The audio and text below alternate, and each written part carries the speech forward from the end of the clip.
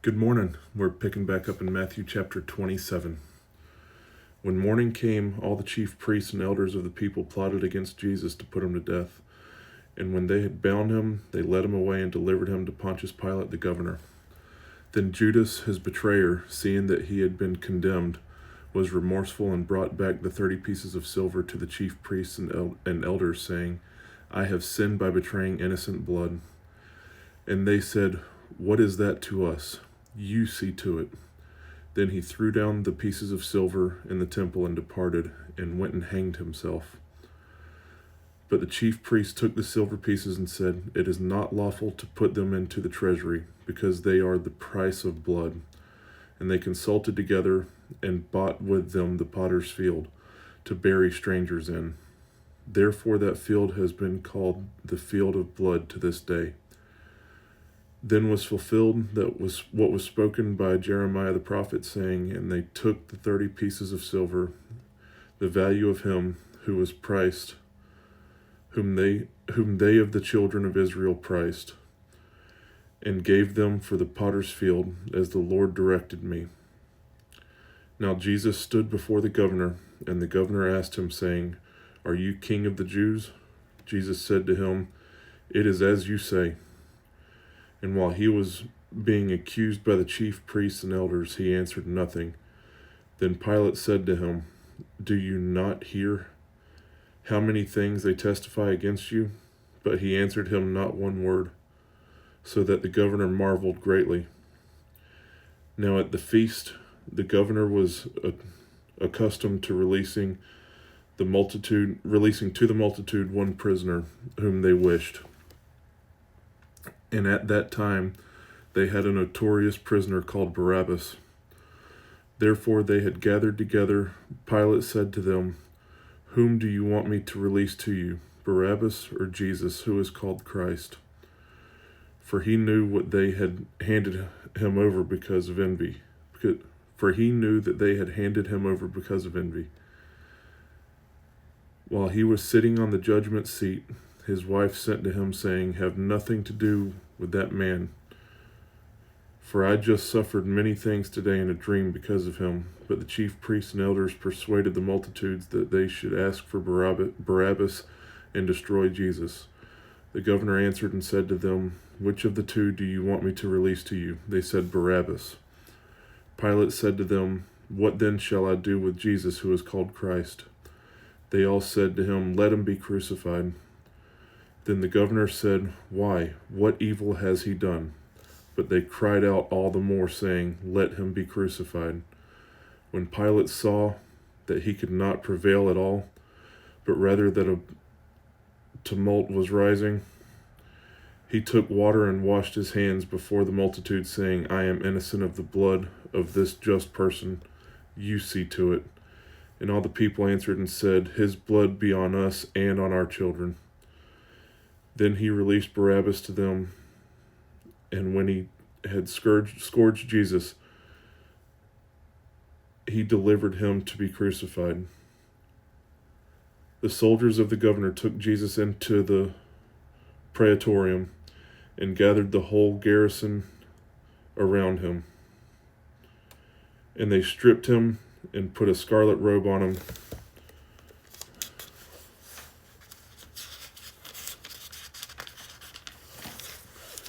When they had twisted a crown of thorns, they put it on his head and a reed in his right hand, and they bowed the knee before him and mocked him, saying, Hail the King of the Jews. Then they spat on him and took the reed and struck him on the head. And when they had mocked him, they took the robe off him and put his own clothes on him and led him away to be crucified. Now as they came out, they found a man of Cyrene, Simon by name. Him they compelled to bear his cross, and when they had come to a place called Golgotha, that is to say, place of a skull, they gave him sour wine mingled with gall to drink. But when he had tasted it, he would not drink. Then they crucified him and divided his garments, casting lots, that it might be fulfilled which was spoken by the prophet. They divided my garments among them, and for my clothing they cast lots. Sitting down, they kept a watch over him there, and they put up over his head the accusation written against him, "This is Jesus, the King of the Jews." Then two robbers were crucified with him, one on the right and another on the left. And those who passed by blasphemed him, wagging their heads and saying, "You who destroy the temple and build it in 3 days, save yourself. If you are the Son of God, come down from the cross." Likewise, the chief priests also, mocking with the scribes and elders, said, "He saved others, himself he cannot save. If he is the King of Israel, let him now come down from the cross, and we will believe him. He trusted in God. Let him deliver him now, if he will have him. For he said, 'I am the Son of God.'" Even the robbers who were crucified with him reviled him with the same thing. Now from the 6th hour until the 9th hour, there was darkness over all the land. And about the 9th hour, Jesus cried out with a loud voice, saying, "Eli, Eli, lama sabachthani?"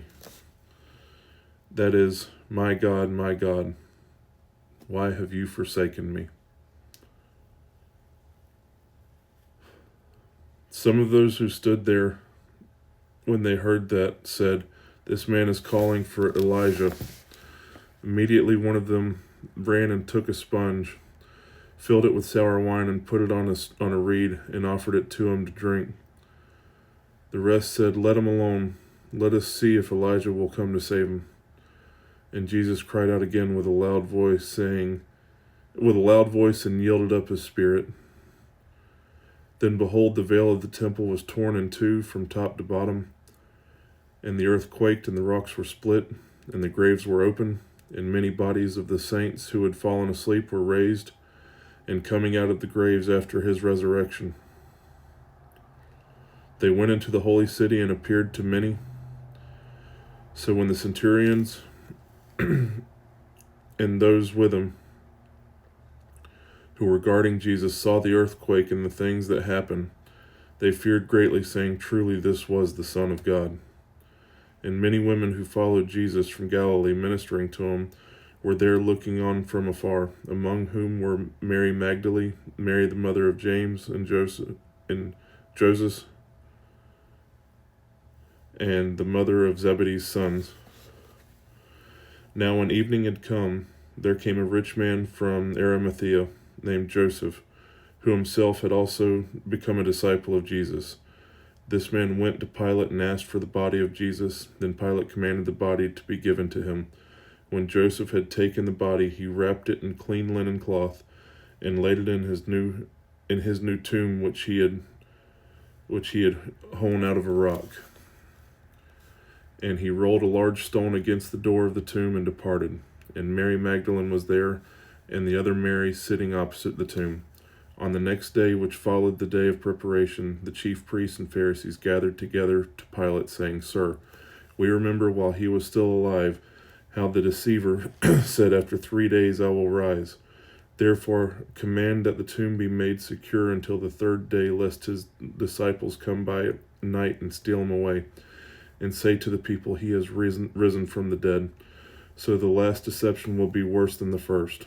Pilate said to them, "You have a guard. Go your way, make it as secure as you know how." So they went and made the tomb secure, sealing the stone and setting the guard. Thank you guys for sticking with me.